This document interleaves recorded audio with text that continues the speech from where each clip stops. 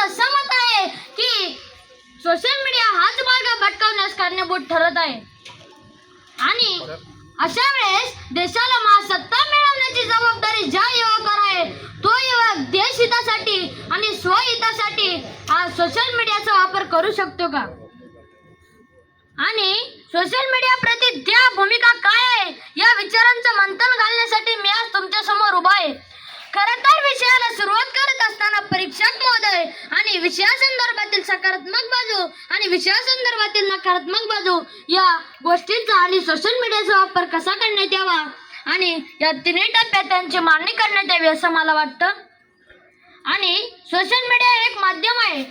आजच्या युवकावरती सोशल मीडियाचा इतका प्रचंड प्रभाव पडला, कर्तृत्वाची जाण आणि नेतृत्वाचं भाडे नसणारे युवक जेव्हा सोशल मीडियाचा वापर करायला लागतो तेव्हा हीच सोशल मीडिया समाजासाठी आणि समाजाची अर्थात सोशल आहे का असा प्रश्न निर्माण व्हायला लागतो।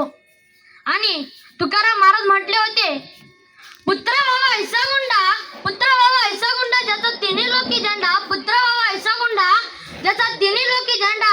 आणि आजच्या युवकाची अवस्था झाली पुत्र झाला ऐसा गुंडा आणि त्याचा फक्त सोशल मीडियावरती झेंडा, त्याचा फक्त सोशल मीडियावरती झेंडा। एवढे बोलून माझे भाषण थांबवतो।